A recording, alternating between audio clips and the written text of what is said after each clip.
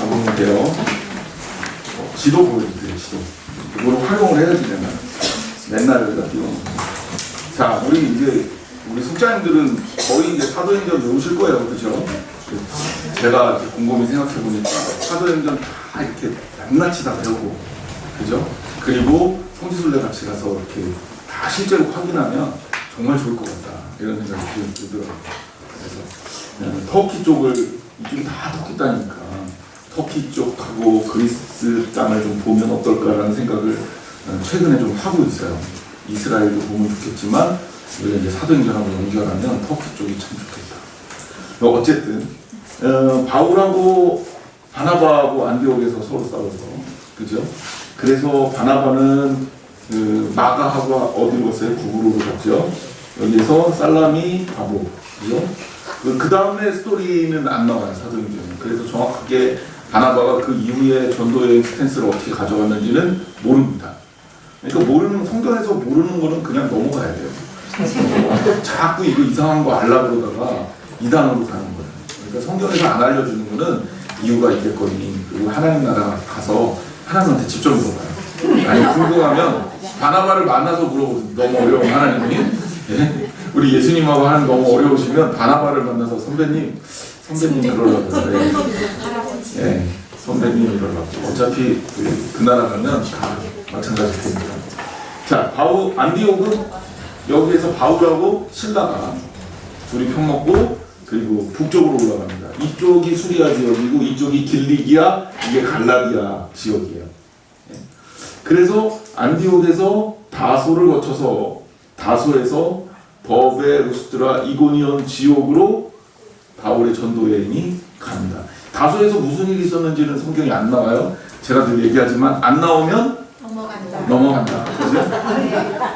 단 우리가 추정할 수 있는 몇 가지는 있다. 다소 바울의 고향이니까 이쪽으로 건너가는 거 복음을 전했겠죠. 이쪽 지역이 이렇게 타우루스 산맥이 있다 그랬죠.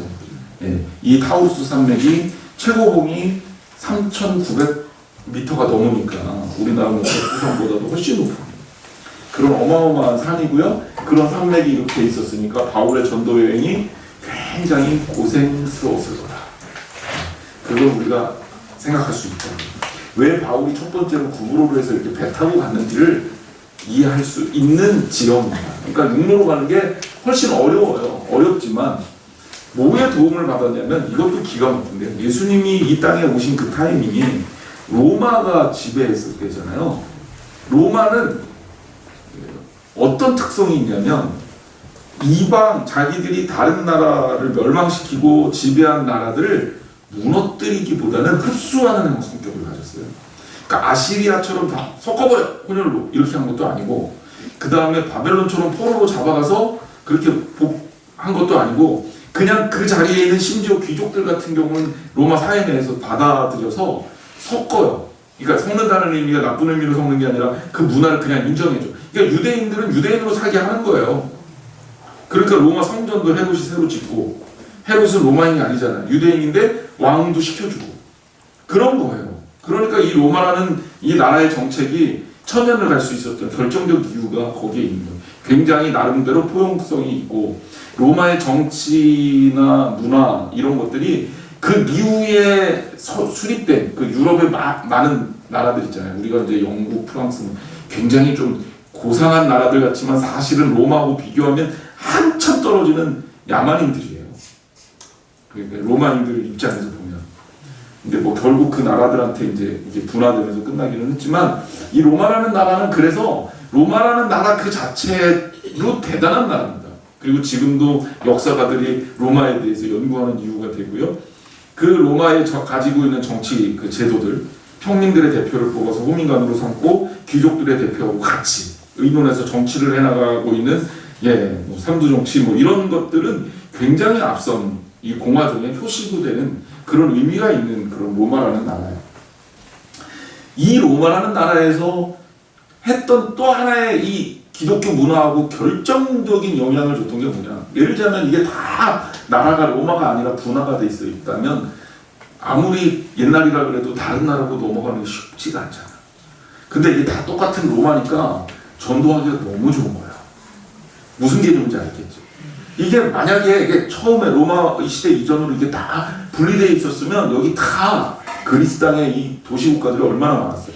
복음 전하려면 국경을 넘는데 제한이 있을 수밖에 없다고요. 그러면 그 지역 종교로 머무를 수밖에 없잖아요. 근데 로마 시대에 예수님이 오셨고 로마 시대에 복음이 증거되면서 복음이 빠른 속도로 로마 전역에 전달될 수 있는 너무너무 좋은 호기를 맞은 거예요. 그래서 기독교가 세계 종교가 된 거예요. 그리고 또 두 번째 이유는 뭐냐면 로마가 그 앞서 문화들을 잘 간직하기 위해서 뭘 했냐면 로마가 뭐 했을 것 같아요? 모든 길은 로마로 통한다 그랬잖아요. 그게 그냥 하는 얘기가 아니에요. 로마까지 가는 육로상의 길을 다 닦아놓습니다. 그걸 로마대로 로마 가도 이렇게 표현해요. 바울이 그 길 따라서 여행을 해요. 그래서 만약에 성지순례를 가시면 저는 터키는 못 가봤는데 그리스 쪽에 가면 지금도 그 길을 그대로 걸어올 수가 있습니다. 그대로 남아있어요. 돌길이에요. 돌길. 돌로 이렇게 다리를 길을 닦아서 지금도 우리가 다닐 수 있는 그런 길들이 마차 2대가 교행할 수 있는 사이즈로 딱 되어 있습니다. 이 로마의 마차 길은 굉장히 우리 그 세계 발전사에도 굉장히 중요한 의미를 가지고 있어요. 여러분 기찻길 이 철로 있잖아요. 철로 이게 마차 사이즈거든요. 딱. 마차 2바퀴 사이즈예요. 원래 그런 제가 설교 시간 한번 한 것 같은데 기찻길은 원래 더 넓었으면 훨씬 더 효율적으로 많은 사람들을 싣고 가잖아요. 근데 그 철로를 이렇게 좁게 놓기 시작하면서 딱 기차는 그 정도 사이즈가 된 거예요. 이게 마차 사이즈예요.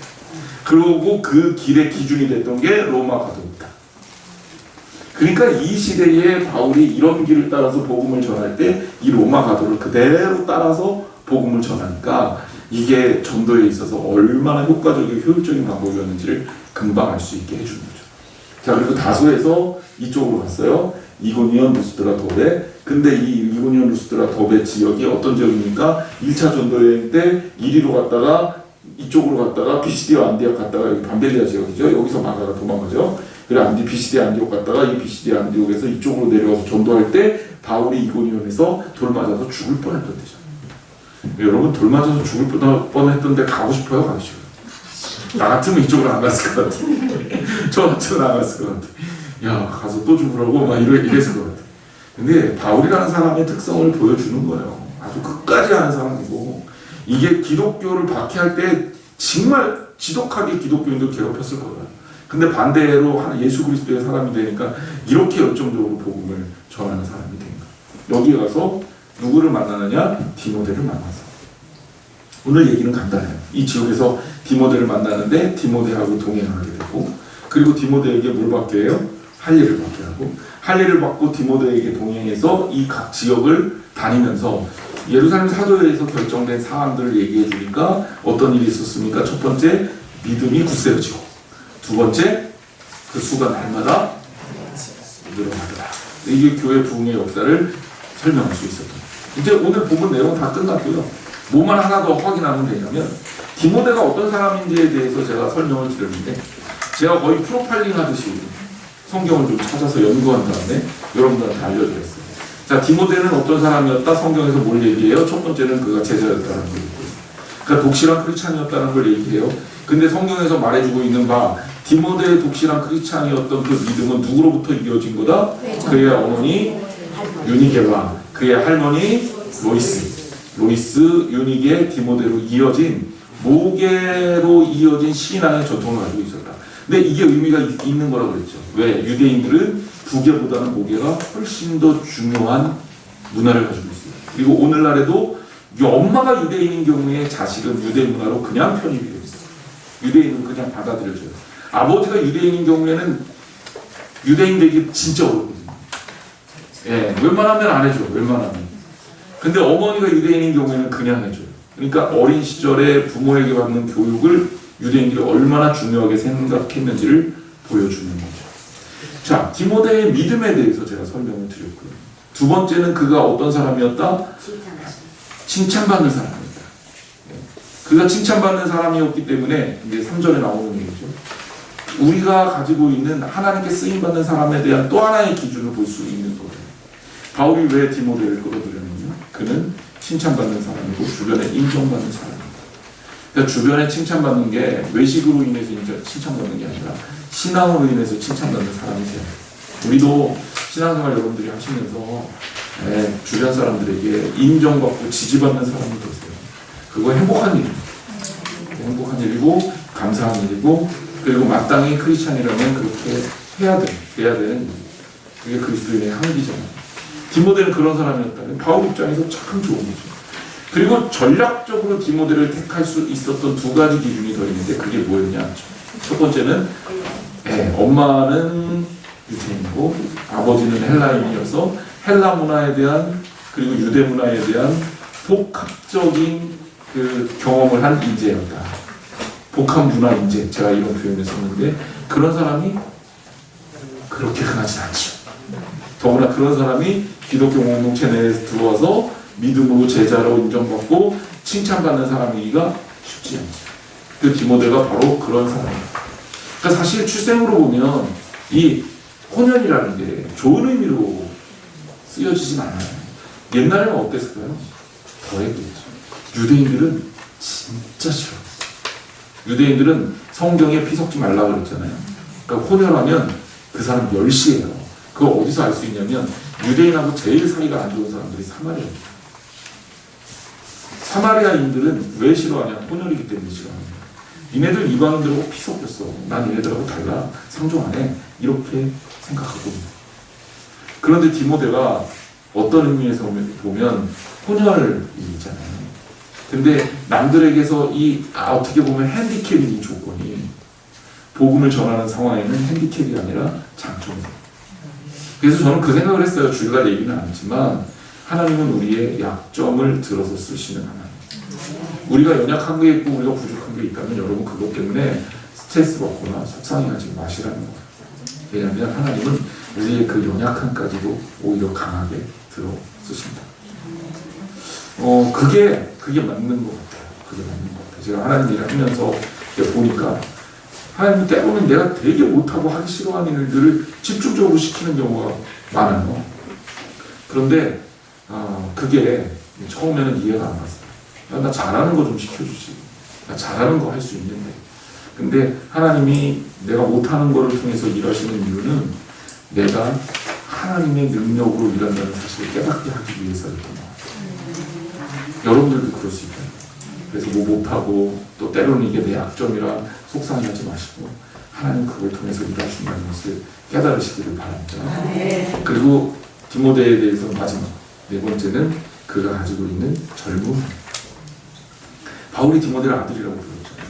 그래서 제가 몇 차례 이제 본문을 인용해 드렸고 우리 교재도 있을 텐데 바울이 디모데를 굉장히 아들이라고 부를 정도의 나이 차이는 충분히 있습니다. 최소한 20살 이상 차이는 나는 거예요. 근데 어떻게 보면 이 젊은 디모데를 바울이 왜 데려왔을까? 몇 가지 이유가 있는 거죠. 다음 세대를 준비시킨다는 의미에서도 그렇고 세대 간의 소통에 대한 것도 그렇고, 그리고 디모데를 키워서 미래에 바울의 역할을 대신하게 하려는 의도도 있었다. 믿음의 신앙의 대변은 그만큼 중요합니다. 교회도 마찬가지예요. 올해 우리나라 지금 출산율 때문에 난리가 났죠. 출산율이 몇입니까? 0.73? 0.74? 제가 정확하게 숫자는 기억이 안 나는데 그 정도로 알려지고 있어요. 세계 역사에 유례 없는 출산. 일본도 출산율이 낮은데 1이 넘어요. 일본은 그래도. 1이 넘는 일본을 보고 우리가 니네들은 출산율이 낮아서 끝났어 이렇게 얘기했던 데가 몇십 년 전에, 불과 몇 년 전에 얘기해요. 근데 우리나라가 이제는 처참하게 세계 1등입니다. 이런 상황 속에서 기독교의 미래를 얘기할 때 참 어렵고 힘들죠. 답답하죠. 왜냐하면 우리 이제 뭐 어디 집회를, 연합 집회나 뭐 이런 데 가봐도 이건 젊은 친구들 좀 찾아보기가 어렵고 나이 어린 사람들은 정말 힘들잖아요. 그러니까 요새 이게 보면 어떻게 보면 진짜 젊은이들 찾기가 너무 힘든 시대가 됐다. 이 여러분들 자녀들, 여러분들 손자들이 교회에서 어떤 위치에 서느냐가 너무너무 소중한 거야. 그리고 우리 교회에 있는 아이들이 물론 우리 성인은 안 찾지 모르죠. 더 많아야 되는데. 그렇지만 어떻게 보면 그 아이들 하나하나가 너무너무 귀한 거예요. 예뻐요. 근데 하나님 보시기에는 얼마나 소중할까. 얘네들 제대로 양육하지 못하면 우리 한국교회 미래는 없습니다. 없어요. 그 없다는 거를 우리가 인정을 하고 계획을 좀 다시 세워요. 이제 바울은 디모데를 통해서 바로 그런 것까지도 생각한 거죠. 교회의 미래, 신앙의 기회가 이어지는 거 되게 중요하다. 이렇게 얘기할 수 있습니다. 그러니까 바울이 디모데와 동행했던 그 굉장히 중요한 포인트를 제가 말씀을 드리면서 바로 복음은 그렇게 누구와 함께 하느냐가 되게 중요한 거다. 여러분들 주변에 여러분과 동행할 사람들을 잘 찾으셔서 하나님이 기뻐하시는 역사를 일어나가시길 바랍니다. 그리고 우리 안에 하나님이 그거 주셨잖아요. 저와 동행하는 우리 속장님, 부속장님, 우리 속장님들 또한 동행하는 옆에 성도들, 여러분들 가족들, 동행자로 함께 하나님의 나라를 아름답게 축복하는 저와 여러분 되시기를 주님의 이름으로 축복합니다. 기도하겠습니다. 하나님 감사합니다. 오늘 주신 하나님의 말씀 다시 한번 기억하고 우리가 정말 하나님의 뜻과 하나님의 의를 이 땅에서 이루어내기 위해 무엇을 해야 하고 어떤 모습으로 살아야 하는지를 말씀을 통해서 다시 한번 깨닫습니다. 내 옆에 있는 사람들의 소중함도 깨닫게 하여 주옵소서. 그리고 그들과 함께 할 수 있는 시간들이 의미가 있는 것임을 알게 하여 주옵소서. 그래서 하나님 나라를 사는 아름다운 신앙인으로 온전하고 아름답게 살게 하여 주옵소서.